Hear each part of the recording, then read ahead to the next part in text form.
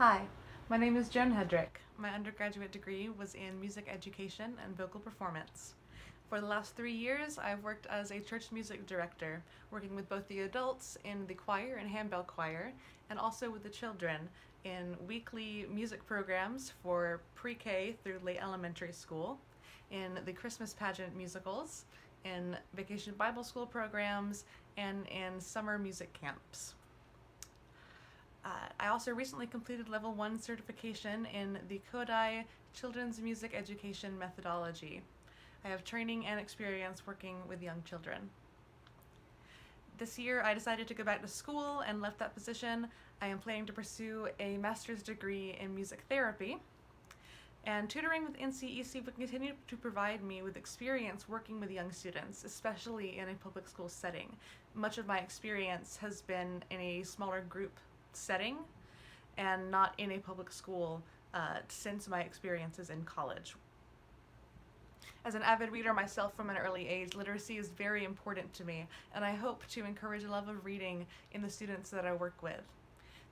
My short-term goals are working directly with students again, as the restrictions made necessary by the pandemic greatly reduced the capacity of my interaction with the children at the church I was working at during this last year. And my long-term goals, I'm hoping that this position can help me determine what age groups and populations would be best suited to work with in my career as a music therapist. As far as difficulty working with a colleague, peer, or student, and what I did in the situation, in 1 year of music camp, I had some difficulty working with a student named William. He's about 8 years old, and William was loud, rambunctious, impulsive, and full of energy, and he had lots of trouble sitting still for any amount of time. Oh, William. This posed some problems, as parts of our day involved piano lessons, either group or individual, which meant sitting at a piano or around a piano. I recognized that William was not intentionally being disruptive to the rest of the class, but rather he was having difficulty focusing his energy and focusing his attention. So I asked him to be my assistant when we were leading stretching exercises with the whole class, or singing scales, singing up and down the musical scale.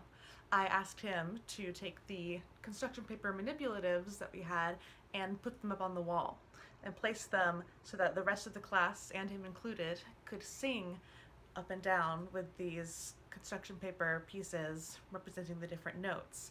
He was the one putting them up there, getting up and down, to use his energy and put them there to place his focus on placing them in the correct place. I also made sure that we took frequent and consistent breaks and incorporated movement activities throughout the day to really get rid of some of that pent-up energy. It meant that some days were still better than others, but these measures seemed to greatly help William. He had insightful answers to many of the questions that we posed, and all it took was allowing him to move around some and channel his energy positively. And now I will open the rainbow fish excerpt.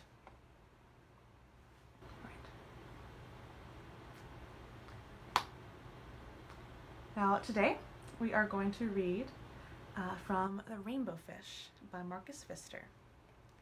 This is translated by J. Allison James. Now, have you heard the word translated before? So if a book has been translated, that means that the author, the person who wrote the book in a different language originally. So they wrote the book in a language that they speak and read and write. And the person who translated it rewrote it in a language that we can speak and read and write so that we can enjoy the book too. I think it's really cool when books get translated into other languages so that everybody can enjoy them. Isn't that neat? So let's read this one. Here we go, The Rainbow Fish. All right. long way out in the deep blue sea, there lived a fish. Not just an ordinary fish, but the most beautiful fish in the entire ocean. Now, have you heard the word ordinary before? Ordinary, it means plain or not special. So this fish is not ordinary. This fish is not plain. This fish is special. His scales, here we go. His scales were every shade of blue and green and purple, with sparkling silver scales among them. See the scales? Here we go. The other fish were amazed at his beauty. They called him Rainbow Fish. "Come on, Rainbow Fish," they would call. "Come on and play with us." But the Rainbow Fish would just glide past, proud and silent, letting his scales shimmer. One day, a little blue fish followed after him. "Rainbow Fish," he called, "wait for me. Please give me one of your shiny scales. They are so wonderful, and you have so many." He does have a lot of scales. "You want me to give you one of my special scales? Who do you think you are?" cried the Rainbow Fish. "Get away from me." Shocked, the little blue fish swam away. He was so upset, he told all his friends what had happened. From then on, no one would have anything to do with the Rainbow Fish. They turned away when he swam by. Have you ever asked a friend to share something with you and they said no? How did it make you feel? Did it make you feel sad? Did it make you feel mad? What did you do? Did you tell them how it made you feel? Did you yell at them? Probably not good to yell at your friends. Did you ask them why they said no and tell them it hurt your feelings? Did it help?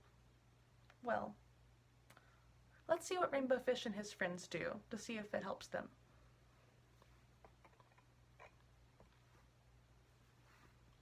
Thank you.